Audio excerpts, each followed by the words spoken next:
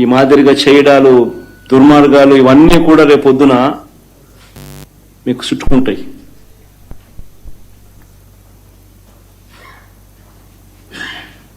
ముఖ్యమంత్రిగా ఉన్నావు, నీ జీవితానికి బహుశా ఇది ఆఖరి ఎలక్షన్ కావచ్చు.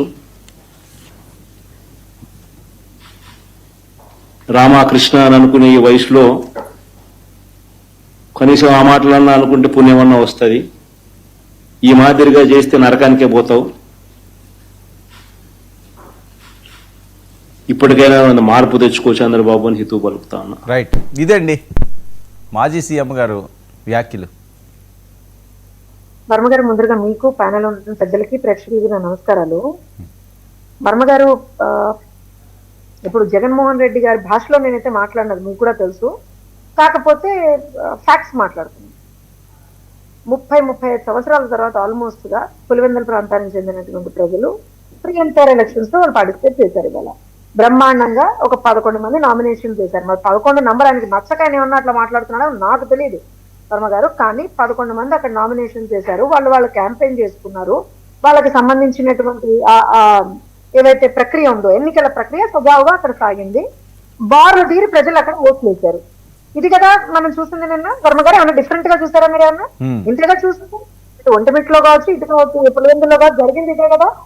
దీనికి వెళ్ళి వాళ్ళు వచ్చి ఏదో జరిగిపోయింది అంటే వీళ్ళకి దొంగోట్లు వేయనందుకు వీళ్ళకి బాధ, లేకపోతే వీళ్ళు ఏ రకంగా అయితే ఇన్ని రోజులు బలవంతపు ఏమంటారంటే ఏకగ్రీవాలు చేసుకున్నారో, లేకపోతే ఇవన్నీ చేశారో అది వీళ్ళ బాధ. ఏంటి వీళ్ళ బాధ అసలు నాకు అర్థం కదా. జగన్మోహన్ రెడ్డి గారు ఇవాళ రోజున ఏదైతే ఫ్రస్ట్రేషన్ లో మాట్లాడుతున్నారో అనిపించిందండి. ఓడిపోతున్నారు, ఆ ఫ్రస్ట్రేషన్ అనేటువంటిది ఎలా తీయాలో అర్థం కాక ఇలా మాట్లాడారేమో అనిపించింది. ఇంకో విషయం ఏంటంటే, ఆయన ఒక మాజీ ముఖ్యమంత్రి, ఒక పార్టీ అధినేత, ఒక ఎమ్మెల్యే, తనకు సంబంధించినటువంటి పార్టీని ఆయనకు ఒక దిశానిర్దేశం చేయాల్సినటువంటి వ్యక్తి. ఎవరు ఏమన్నా తప్పు మాట్లాడితే ఆ తప్పుని సరిదిద్దాల్సినటువంటి వ్యక్తి ఐడియల్ గా అయితే.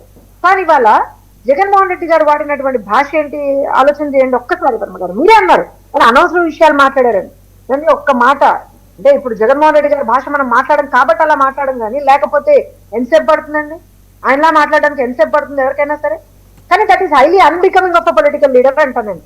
ఎవరు కూడా అలా మాట్లాడకూడదు. ఇప్పుడు ఇంకొక విషయం ఏంటి అని అంటే, మేము అక్కడ ఏం తప్పు చేసామండి చెప్పండి మీరు. వర్మ గారు చాలా ట్రాన్స్పరెంట్ గా మాట్లాడుతున్నాం. ఏమన్నా మేము నామినేషన్ లేకుండా అడ్డుకున్నామా? వాళ్ళు ఎలా అయితే 2020లో అడ్డుకున్నారో అలా ఏమన్నా అడ్డుకున్నామా? లేకపోతే నామినేషన్ పత్రాలు గుంజుకెళ్ళిపోయావా? లేకపోతే నామినేషన్ వేయడానికి వచ్చినటువంటి వాళ్ళ చేతుల్లోనికేమా? ఏం చేశామండి? ఇవి వాళ్ళు కదా చేసే 2020 ఎలక్షన్స్ లో. మేమేమన్నా అది చేసామా?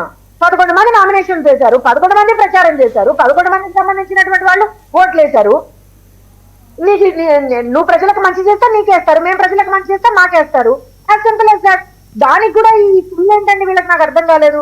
నాకేమనిపించింది అని అంటే, అసలు ఎలక్షన్లు జరగకూడదు, కేవలం ఏకగ్రీవాలు మాత్రమే వాళ్ళు జరగాలి అని అనుకున్నారు. నేను మీకు చెప్తాను ఎందుకనంటే, నాకు తెలిసి 2020లో కేవలం కడప జిల్లాలో మాత్రమే, ఇఫ్ ఐఎమ్ నాట్ రాంగ్, నేను మీకు ఆ నంబర్ కూడా చెప్తాను వర్మ గారు, కేవలం కడప జిల్లాలో మాత్రమే ఆల్మోస్ట్ ఒక 70% పై 79% ఎంపీటీసీలో 79% ఏకగ్రీవాలు, జెడ్పీటీసీలో 76% ఏకగ్రీవాలు. మీరు కడప ఒకటే చెప్తున్నారు. గతంలో 19 నుంచి 24 వరకు ఓవరాల్ గా రాష్ట్రంలో 43 నుంచి 45% ఎనానిమస్లే. అసలు వన్ సైడ్. ఇంకా దాని గురించి ప్రస్తావన అవసరం లేదు. నేను ఒకటే చెప్తున్నాను వర్మ గారు, ఇప్పుడు అక్కడ ఎలక్షన్ జరిగాయి కదా. మీకు ఇంకోటి ఇవాళ వచ్చేసి అసలు ఎంత రచ్చ చేస్తున్నారు అంటే, ఏదో జరిగిపోయింది అని ఉంటారు. ఇప్పుడు చంద్రబాబు నాయుడు గారి గురించి జగన్మోహన్ రెడ్డి గారు మాట్లాడారు. ఒకటే చెప్తున్నాను, ఆకాశం మీద ఉమ్మేస్తే మన మొహం మీద పడుతుంది. జగన్మోహన్ రెడ్డి గారు గుర్తుపెట్టుకోవాలి కదా. ఇంకోటి ఒక మాట మాట్లాడారు, ఓట్ చోరీ అవన్నీ గురించి కూడా మాట్లాడారు. కాంగ్రెస్ కి సంబంధించి ఏదో మాట్లాడదామని చెప్పి పాపం, అంటే మరి ఏదో ఒక సైడ్ వెళ్దామని ఆత్రమా ఏంటో నాకు అర్థం కాలేదు, కానీ మాట్లాడారు కదా. నేను ఒకటే అడుగుతున్నాను, అసలు ఓట్ చోరీ అని మాట్లాడుతున్నటువంటి మీరు చేసినటువంటి నోట్ చోరీ గుర్తుందా? 2019 నుంచి 24 వరకు మీరు ఏదైతే ఈ లిక్కర్ స్కామ్ ఇవన్నీ చేసి వేల కోట్ల రూపాయలు ఏదైతే దాచేసుకున్నారో, బంగారాలు కొనిచ్చారో, లేకపోతే ప్రజలకు ఓట్లు వేయడానికి ఏవైతే డబ్బులు ఇచ్చారో, ఇవన్నీ మర్చిపోయాడా జగన్మోహన్ రెడ్డి? అసలు బాధ ఏంటి సార్? వర్మ గారు, నేను మిమ్మల్ని చాలా సీరియస్ గా ఒక ప్రశ్న అడుగుతాను. ఇవాళ జగన్మోహన్ రెడ్డి గారు ప్రెస్ మీట్ చూసిన తర్వాత యాజ్ ఎ జర్నలిస్ట్ మీకు ఏమర్థమైంది? ఏదో పాపం బాధపడుతున్నాడు, ఆ బాధ ఏంటో అర్థం కాలేదా? అవునా కాదు? నిజం చెప్పండి, మీరు నవ్వాపుకోకండి వర్మ గారు, నిజం చెప్పండి అంతే. సరే ఓకే, ఏదో బాధపడుతున్నాడు, ఆ నాదేందుకు బాధ లేదు, ఏంటి అనేటువంటిది నేను చెప్తా. పోనీ మీకు అర్థం కాకపోతే నేను చెప్తా.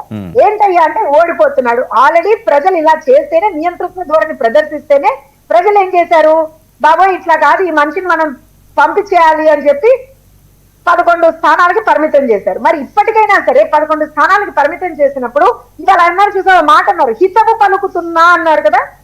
అసలు హితవు ప్రజలు ఆయన పలుకుతున్నారు. అయ్యా ఇప్పటికైనా సరే మీరు కొంచెం కంట్రోల్లో ఉండి, నోరు కంట్రోల్లో పెట్టుకొని, మీ దగ్గర బూతులు మాట్లాడేటువంటి వాళ్ళని కంట్రోల్లో పెట్టి, మీరు ఖచ్చితంగా ఏదైతే ప్రజలకి మంచి చేయాలో అది చెయ్యండి. అంతకు మించి మీరు ప్రజల్ని ఇబ్బందులు పెట్టాలని చెప్పి అనుకుంటే మాత్రం మళ్ళీ మీకు బుద్ధి చెప్తామనేటువంటి ఒక పాయింట్ అర్థమైందేమో మరి జగన్మోహన్ రెడ్డికి. ఏంటో నాకు అర్థం కాలేదు, కానీ ఈజ్ హైలీ ఫ్రస్ట్రేటెడ్ సార్. ఒక ఫేక్ నెరేటివ్ క్రియేట్ చేద్దామని ప్రయత్నిస్తున్నారు.